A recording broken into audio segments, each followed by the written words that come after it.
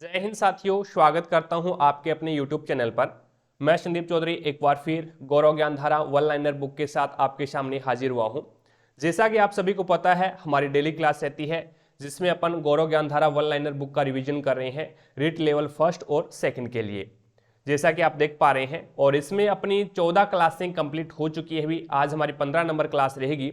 अगर वो पीछे वाली क्लासें आपने नहीं देखी है तो इस क्लास के आई बटन या फिर डिस्क्रिप्शन बॉक्स में उसका लिंक मिल जाएगा, वहां से जाकर के वो पीछे वाली क्लासें आप देख सकते हैं। या फिर आप प्लेलिस्ट में जाओगे तो कंटिन्यू सभी क्लासें आपको मिलेगी, तो वहां से जाकर के आप देख सकते हैं। It's okay. तो अपना इसमें चल रहा था, आज हमारा नया टॉपिक शुरू करने वाले हैं, राजस्थान की जनजातियां एवं जनजातीय क्षेत्र। ये टॉपिक हम इस क्लास में कवर करेंगे भी। तो चलिए शुरू करते हैं। जैसा कि आप देख पा रहे हैं, राजस्थान की जनजातियां एवं जनजातीय क्षेत्र। शुरू करने से पहले आपसे रिक्वेस्ट रहेगी, अगर आपने अभी तक क्लास को लाइक नहीं किया है तो एक बार क्लास को लाइक जरूर करें भी, ताकि हमारा भी मोटिवेशन बना रहे। और चैनल पर अगर आप नए हैं तो चैनल को सब्सक्राइब कर लेना, पास में लगे बेल आइकन को जरूर दबा लेना, ताकि अपन जैसे ही नेक्स्ट वीडियो डालें तो उसका नोटिफिकेशन सबसे पहले आपके पास पहुंचे और आप तुरंत उसका लाभ उठा सको। और ज़्यादा से ज़्यादा शेयर करना अपने सभी फ्रेंड्स और अपने सभी व्हाट्सएप ग्रुप के साथ में, ताकि और भी स्टूडेंट को क्लास का लाभ मिल सके। सबसे पहले अपन बात करते हैं यहाँ पे मीणा की, मीणा जनजाति की बात करते हैं। मीणा शब्द का शाब्दिक अर्थ क्या है? तो मत्स्य या फिर मछली होता है। मीणा जनजाति के लिए मछली निषेध है। हर्बर्ट रिसेल के अनुसार मीणों का संबंध द्रविड़ प्रजाति से है। चंद्रराज भंडारी के ग्रंथ भगवान महावीर के अनुसार मत्स्य क्षेत्र के शासक मीणा कहलाते थे, जो आज अपभ्रंश बनकर मीणा बन गया है। मीणों की कुल खांपें 24 मानी गई है। मीणा जनजाति के धर्मगुरु मुनि मगर सागर के ग्रंथ मीणा पुराण में मीणों के 52 यानी 5200 गोत्रों का उल्लेख मिलता है। नेक्स्ट अपन बात करते हैं, राजस्थान में जनजाति जनसंख्या में सर्वाधिक जनसंख्या मीणा जनजाति की है। राजस्थान में जनजाति जनसंख्या में सर्वाधिक साक्षरता प्रतिशत वाली जाति मीणा है। राजस्थान के उत्तरी पूर्वी क्षेत्र में निवास करने वाले मीणा अपने आप को उच्च वर्ग का मानते हैं। हम बात करते हैं यहाँ पे ढेडिया मीणा क्या है, तो ये दक्षिणी राजस्थान में निवास करने वाले मीणाओं को ढेडिया मीणा कहते हैं। भुज क्या है, तो मीणा अपने देवी देवताओं को भुज कहते हैं। और पटेल क्या है, तो मीणों में गांव के मुखिया, मीणाओं के गांव के जो मुखिया होता है उसे पटेल कहते हैं। और मीणों के गोदने गुदवाने की प्रथा प्रचलित है। मीणों में गोदने और गुदवाने की प्रथा है वो प्रचलित है। छेड़ा फाड़ना क्या है, तो यदि कोई विवाहित स्त्री अपने पल्लू को काटकर अपने पति के हाथ में रख दे तो उसे विवाह विच्छेद या फिर छेड़ा फाड़ना कहते हैं। नाता प्रथा क्या होती है, तो मीणा जनजाति में यह पुनर्विवाह की प्रथा है। यदि कोई विवाहित स्त्री अपने पति को छोड़कर किसी दूसरे व्यक्ति के साथ रहने लग जाती है तो उसे हम क्या बोलते हैं, नाता कहते हैं। आगे है झगड़ा राशि। यदि कोई विवाहित स्त्री अपने पति को छोड़कर किसी दूसरे व्यक्ति के साथ रहने लग जाती है तो दूसरे पति द्वारा पहले पति को मुआवजे के तौर पर धनराशि देनी होती है, उसे ही क्या बोलते हैं, झगड़ा राशि कहते हैं। प्रमुख वर्ग मीणाओं में मुख्यतः 2 वर्ग पाए जाते हैं, जमींदार या काश्तकार मीणा और दूसरा होता है चौकीदार मीणा। जमींदार या काश्तकार मीणा क्या होता है, तो इनका प्रमुख व्यवसाय कृषि व पशुपालन होता है और इन्हें पुरानावासी मीणा भी कहा जाता है।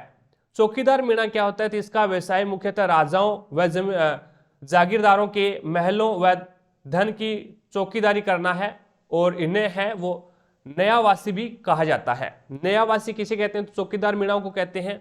और पुरानावासी किसे कहते हैं, तो जमींदार या फिर काश्तकार मीणा कहा जाता है।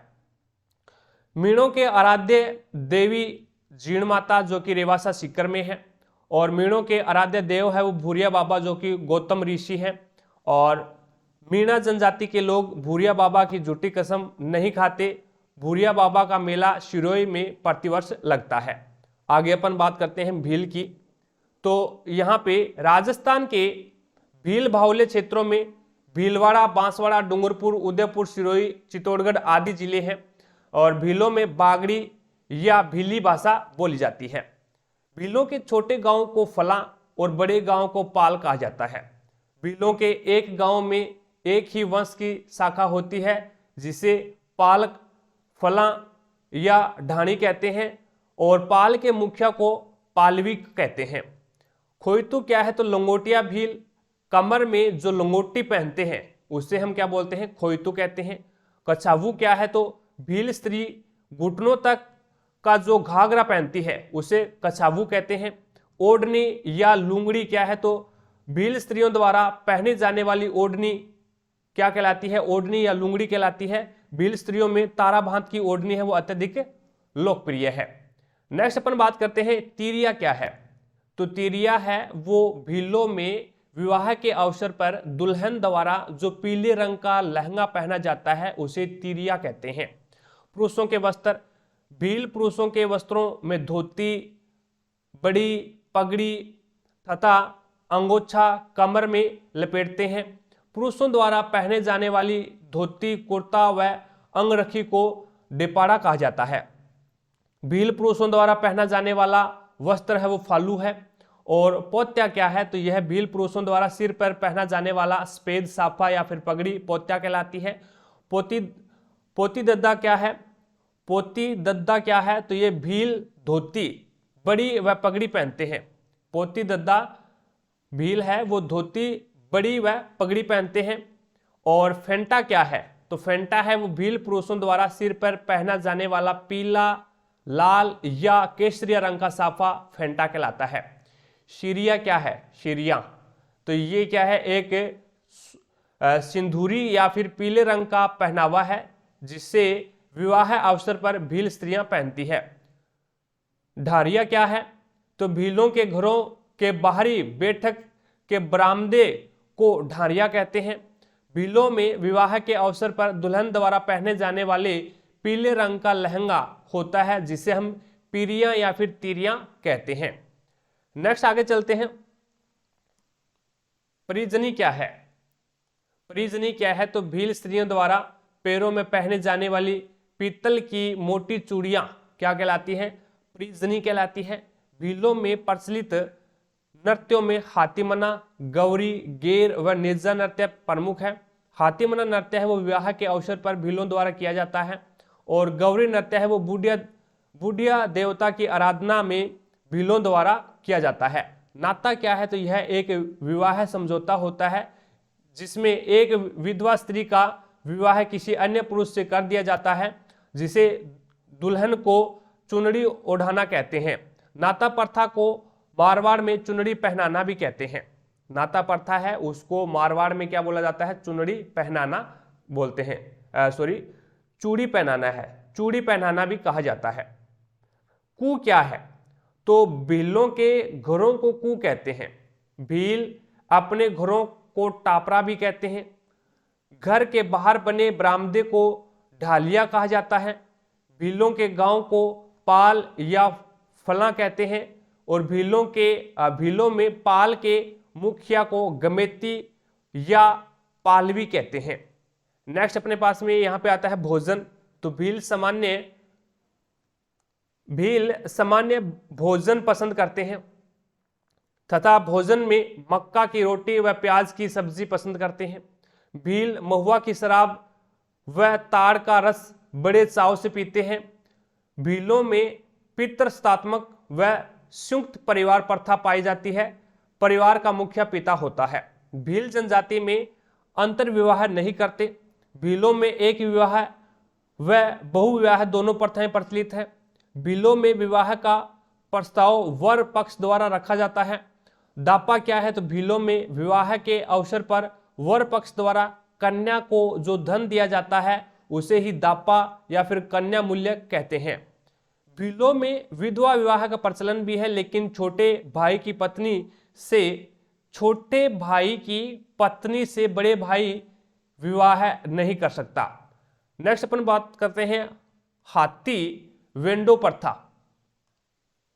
हाथी वेंडो प्रथा क्या है? तो यह भीलों में पाई जाने वाली एक विवाहिक प्रथा है।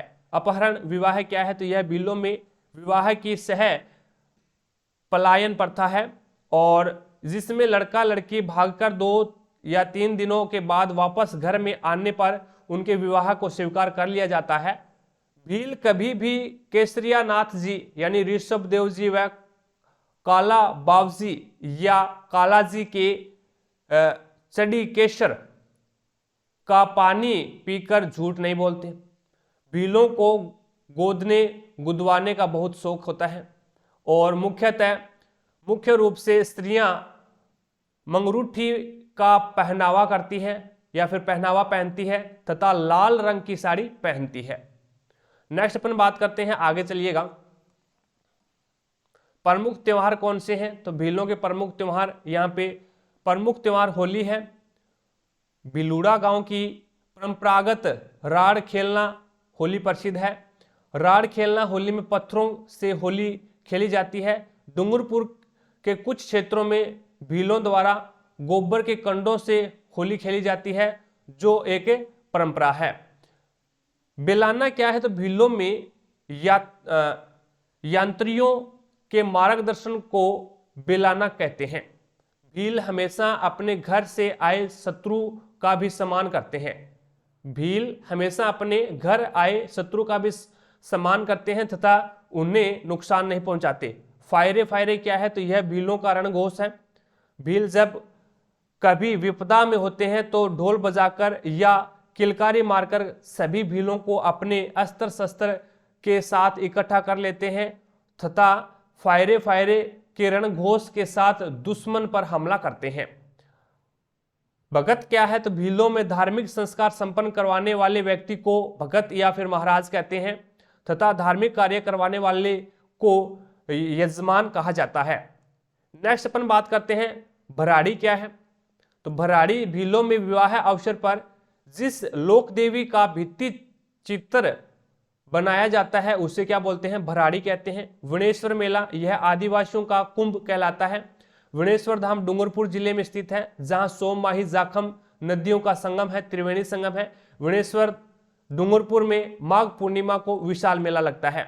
घोटिया अंबा मेला, यह मेला बांसवाड़ा जिले के घोटिया अंबा नामक स्थान पर लगता है। घोटिया अंबा मेला भीलों का सबसे बड़ा मेला है। नेक्स्ट अपन बात करते हैं गरासिया। गरासिया साथ साथ में क्लास को लाइक करते रहे भी, जिसने भी क्लास को लाइक नहीं किया है तो एक बार क्लास को लाइक जरूर करें ताकि हमारा भी मोटिवेशन बना रहे। चैनल पर अगर आप नए हैं तो चैनल को सब्सक्राइब कर लेना, पास में लगे बेल आइकन को जरूर दबा लेना ताकि अपन जैसे ही नेक्स्ट वीडियो डालें तो उसका नोटिफिकेशन सबसे पहले आपके पास पहुंचे और आप तुरंत उसका लाभ उठा सको। चलो भाई, ग्रासिया का मूल क्षेत्र भाकर क्षेत्र यानी अब्बू रोड शिरोई को माना गया है, और ग्रासिया जनजाति के क्षेत्रों में दक्षिणी राजस्थान, शिरोई, पाली, उदयपुर जिलों में प्रमुख है। नेक्स्ट शिरोई में आ जाता है आबू रोड व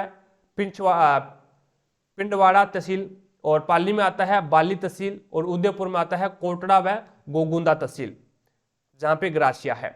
घेर क्या है? तो ग्रासिया जनजाति के लोग अपने घर को घेर कहते हैं। सहलोत या पालवी, ग्रासिया लोग अपने मुखिया को सहलोत या पालवी कहते हैं।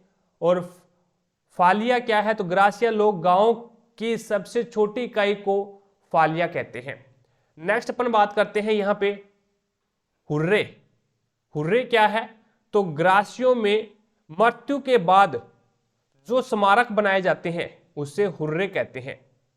घंटी क्या है? तो ग्रासिया लोग अपने घरों में जो हाथ चक्की रखते हैं उसे हम घंटी कहते हैं। नक्की झील, यह झील माउंट आबू शिरोई में स्थित है जो ग्रासियों का सबसे पवित्र स्थान है तथा यहाँ ग्रासिया लोग अपने पूर्वजों की अस्थियां विसर्जन करते हैं। मोर क्या है? तो ग्रासिया जनजाति के लोग मोर को आदर्श मानते हैं और ग्रासिया सफेद पशुओं को पवित्र मानते हैं। ग्रासिया जनजाति के लोग चटकीले वस्त्र पहनने के तथा गोदने गुदवाने के शौकीन होते हैं। पुठियो या फिर जुलकी क्या है? तो यह ग्रासिया पुरुषों द्वारा पहना जाने वाला कमीज होता है जिसे हम पुठियो या फिर जुलकी कहते हैं। मुर्की या फिर जेले क्या है? तो ग्रासिया पुरुषों द्वारा कान में पहने जाने वाला आभूषण को मुर्की कहते हैं। और हंसली या पतरला क्या है? तो ग्रासिया पुरुषों द्वारा गले में पहने जाने वाले आभूषणों को हंसली या फिर पतरला कहते हैं। ग्रासियों में बांसुरी, नगाड़ा, अलगोजा प्रमुख वाद्य यंत्र है। ग्रासियों के प्रमुख वाद्य यंत्र कौन से हैं? बांसुरी, नगाड़ा और अलगोजा हो जाएगा। सोहरी क्या है? तो ग्रासिया अनाज भंडार की कोठी को सोहरी कहते हैं। भील ग्रासिया, जब कोई ग्रासिया पुरुष या भील महिला का विवाह होता है तो उसके परिवार को भील ग्रासिया कहते हैं।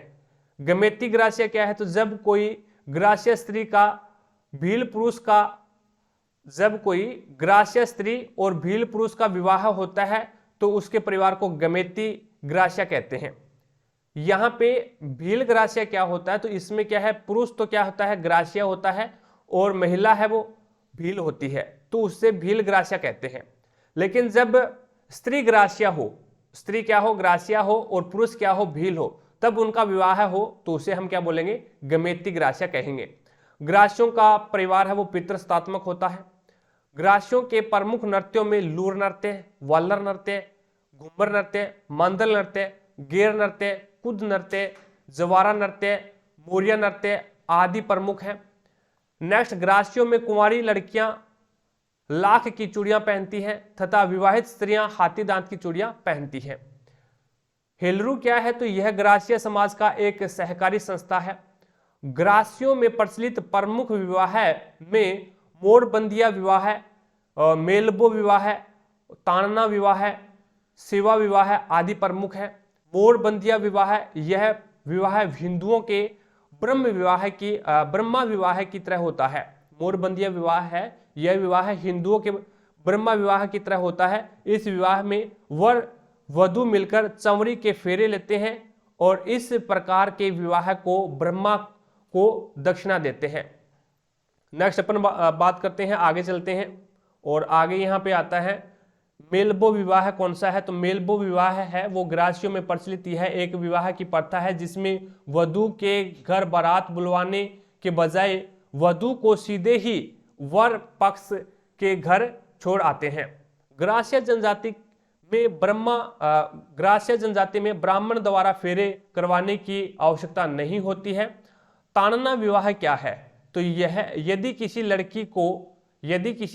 लड़की को लड़के द्वारा छू लेने पर पंचों द्वारा कन्या मूल्य तय कर लड़की पक्ष व पंचों को धन देकर लड़की से विवाह कर अपने घर ले जाते हैं, वो क्या होता है? तानना विवाह होता है। आटा साटा क्या है? तो आटा साटा ग्रासियों में प्रचलित विवाह की प्रथा है जिसमें अपनी लड़की के बदले उसी परिवार के किसी लड़की को अपने घर की बहू बना लेते हैं, वो आटा साटा होता है। सेवा विवाह क्या होता है? तो ग्रासियों में प्रचलित विवाह की एक प्रथा है जिसमें वर घर जवाई बनकर अपने ससुराल में ही रहता है। कांदिया या मेघ क्या है? तो ग्रासिया लोग मृत्यु भोज को कांदिया कहते हैं या फिर मेघ कहा जाता है। ये लोग शिव, भैरव व दुर्गा की उपासक होते हैं। ग्रासिया अंधविश्वासी होते हैं। ग्रासिया लोगों के त्योहारों का आगमन आखातीज से होता है। ग्रासियों के प्रमुख त्योहारों में होली व गणगौर प्रमुख है। और मनखारो मेलो ग्रासियों का यह मेला पंचमहल गुजरात में आयोजित होता है। नेक्स्ट अपन बात करते हैं ग्रासियों के अन्य प्रमुख मेलों में कोटेश्वर का मेला जो कि अंबाजी, और विचित्र मेला जो कि कोटड़ा कोशिना दिलवाड़ा में होता है, और गणगौर मेला जो कि सियावा गांव में होता है, और भाकर बावसी का मेला है, और नेवटी मेला है, और ऋषिकेश का मेला है। ये ग्रासियों के प्रमुख मेले हो जाएंगे। नेक्स्ट अपन बात करते हैं सहरिया की। सहराना क्या है? तो शहरियों की एक बस्ती को सहराना के नाम से पुकारा जाता है। सहरिया जनजाति के गांव को सहरोल कहते हैं। सहरिया अपने घर को टापरी कहते हैं। सहरिया जनजाति के घर प्रकीर्णन नहीं होते। ये अपने घर घास, बांस, लकड़ी, मिट्टी, पत्थर से बनाते हैं। ये लोग पेड़ों पर बने घर या फिर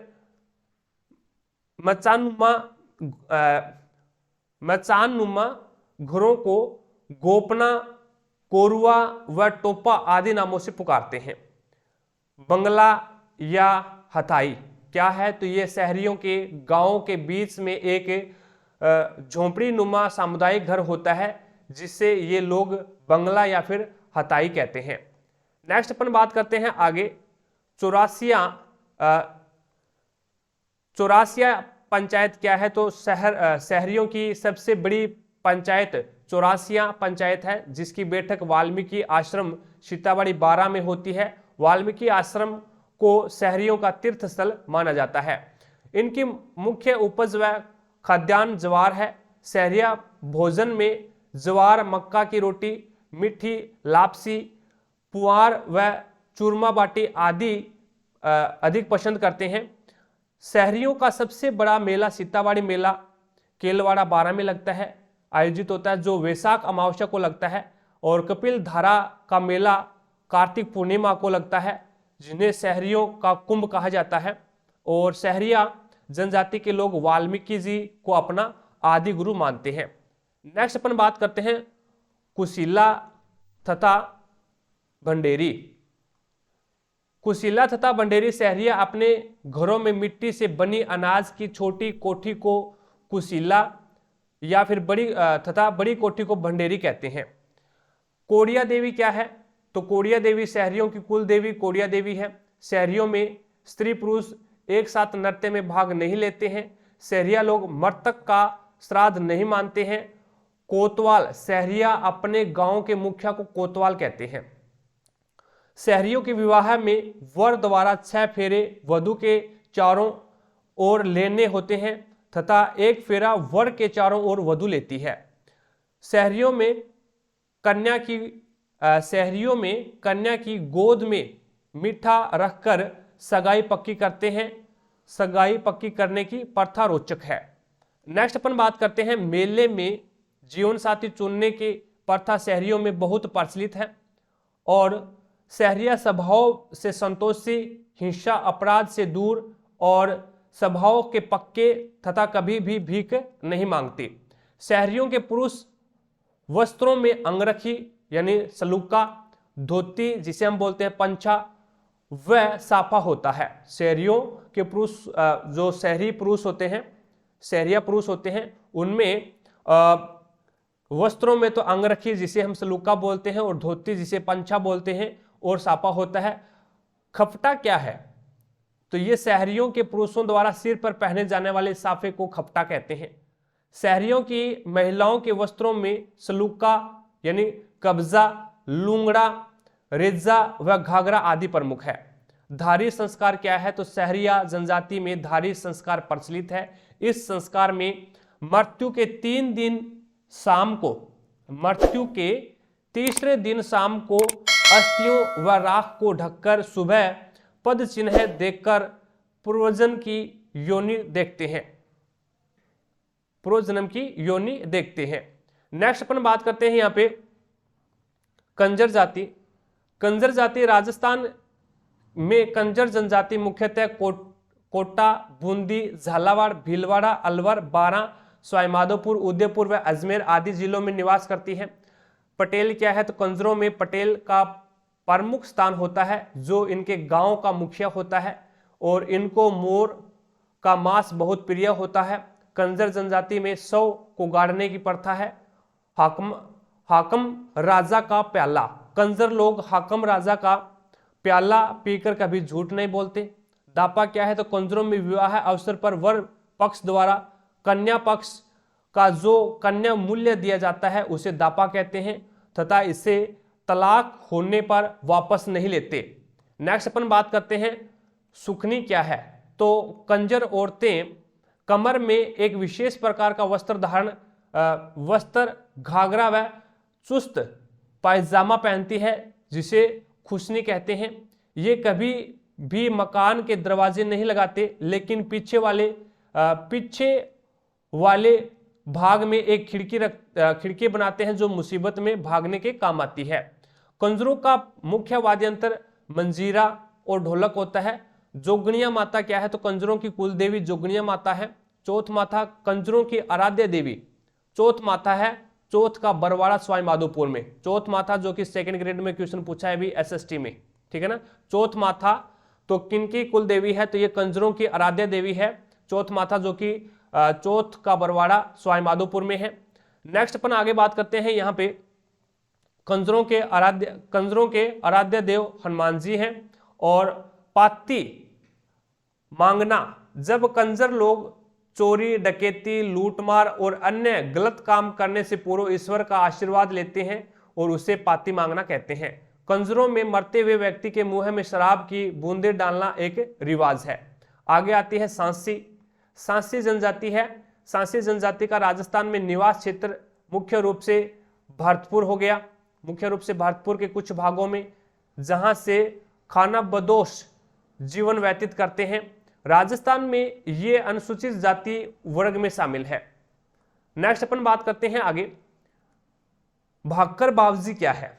भाकर बावजी क्या है, तो सांसी लोग भाकर बावजी को अपना संरक्षक देवता मानते हैं। कुकड़ी की रस्म क्या है, तो सांसी जनजाति में एक कुकड़ी की रस्म होती है जिसमें विवाह के बाद लड़की को अपनी पवित्रता की परीक्षा देनी होती है। सगाई की रस्म, सांसी जनजाति में सगाई की रस्म अनोखे ढंग से होती है जिसमें दो खानाबदोश समूह के मिलन पर नारियल के गोले का लेन देन कर विवाह तय माना जाता है। सांसी जनजाति में विवाह खोपरे की गिरी के लेन देन मात्र से ही हो जाता है और सांसी अपने विवादों का फैसला एक हरिजन से करवाते हैं। डामोर जनजाति आती है। गुजरात तथा राजस्थान की सीमा पर इस जनजाति का विस्तार सर्वाधिक मिलता है। डामोर जनजाति मुख्यतः डूंगरपुर बांसवाड़ा तथा उदयपुर जिलों में तथा अजमेर बाड़मेर जालोर सिरोही चूरू श्रीगंगानगर जिलों में निवास करती है। डामोर जनजाति का सर्वाधिक विस्तार सिम्मलवाड़ा पंचायत समिति डूंगरपुर में है, इसीलिए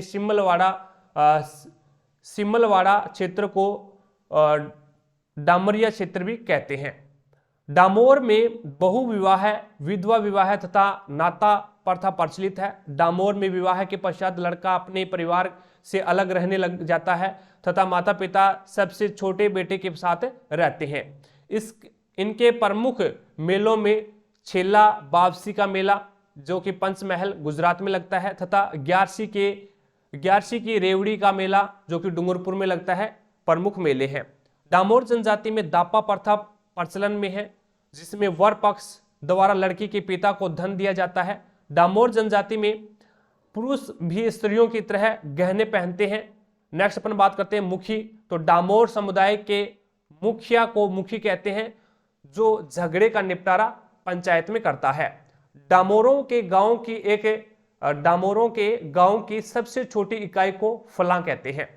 नेक्स्ट अपने पास में आते हैं कथोड़ी। इस जनजाति का निवास क्षेत्र दक्षिणी पश्चिमी राजस्थान में उदयपुर जिले की कोटड़ी झाड़ोल व सराड़ा तहसीलों में तथा 12 जिले में है और इनका जीविकोपार्जन का मुख्य साधन खेर के पेड़ों से कत्था तैयार करना है, इसीलिए इन्हें कथोड़ी कहते हैं। ये लोग खेर के पेड़ से कत्था तैयार करना, विभिन्न वन उपजों को एकत्रित करना, मछली पकड़ना, मकान बनाना, कृषि कार्य करने जैसे व्यवसाय करने में संलग्न है। नायक, इसमें समाज के मुखिया को नायक कहते हैं। जो कथोड़ी जनजाति है इनके मुखिया को क्या बोलते हैं, समाज के मुखिया को नायक कहते हैं। इनके समाज में विभिन्न उत्सव तथा शोक में बजाए जाने वाले वाद्ययंत्रों में गोरिडिया, खोखरा, पावरी, टापरा, तारणी, थालीसर प्रमुख है। थालीसर यह एक प्रकार का वाद्ययंत्र है जिसे देवी देवताओं की स्तुति के समय बजाते हैं। पावरी क्या है, तो यह एक प्रकार का वाद्ययंत्र है जिसे मृत्यु के समय बजाते हैं तथा यह बांस से बनाया जाता है। नेक्स्ट है तारणी। तारणी क्या है, तो यह कथोड़ी लोगों का प्रमुख वाद्ययंत्र है जो महाराष्ट्र के तारपा लोक वाद्य यंत्र से मिलता जुलता है और कथोड़ी लोग इस वाद्य यंत्र को लौकी के एक सिरे पर छेद बनाकर बनाते हैं। खोखरा या फिर घोरिया। खोखरा या फिर घोरिया क्या है? तो यह कथोड़ी लोगों का वाद्य यंत्र है जिससे ये लोग बांस से बनाते हैं। खोलरा क्या है? तो ये अपने घर को खोलरा कहते हैं जो बांस तथा घास फूस से बने होते हैं। फड़का क्या है? तो यह कथोड़ी औरतों द्वारा पहनी जाने वाली साड़ी है जिसे ये मराठी अंदाज में पहनती है। ये शराब के बहुत शौकीन होते हैं तथा इनमें स्त्रियां भी पुरुषों के साथ बैठकर शराब पीती है। कथोड़ी मांसाहारी होते हैं लेकिन दूध नहीं पीते। इनका सबसे प्रिय अनाज चावल होता है और इनके भोजन में मक्का या ज्वार की रोटी तथा प्याज या मांस की सब्जी होती है। सभी कथोड़ी मांसाहारी होते हैं तथा लाल मुंह वाले बंदर का मांस इनको अति प्रिय है। ये गहने नहीं पहनते लेकिन गोदने गुदवाने के बहुत शौकीन होते हैं। इनका देवी शक्ति में अधिक विश्वास होता है। इनकी प्रमुख देवियों में भारी माता, कंसारी देवी तथा देवताओं में डूंगर देव, वाद्य देव और गामदेव आदि प्रमुख है। आगे चलते हैं। साथ साथ में क्लास को लाइक करते रहे भी। जिसने भी क्लास को लाइक नहीं किया है तो एक बार क्लास को लाइक जरूर करें ताकि हमारा भी मोटिवेशन बना रहे।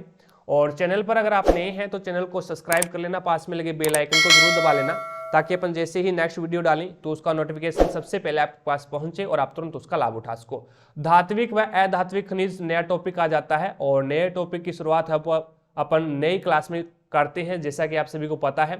तो अपना ये टॉपिक है वो राजस्थान की जनजातियां एवं जनजातीय क्षेत्र, ये टॉपिक कंप्लीट हो जाता है। आई होप आपको सब कुछ समझ में आ गया होगा भी। ठीक है, अगर अब भी कोई डाउट है तो मुझे कमेंट सेक्शन में कमेंट जरूर करें, आपके डाउट को क्लियर किया जाएगा। और ज़्यादा से ज़्यादा शेयर करना अपने सभी व्हाट्सएप ग्रुप और अपने सभी फ्रेंड्स के साथ में ताकि सभी को क्लास का लाभ मिल सके। तो आज की क्लास में इतना ही, मिलेंगे अपन नेक्स्ट क्लास में। तब तक के लिए जय हिंद, जय भारत।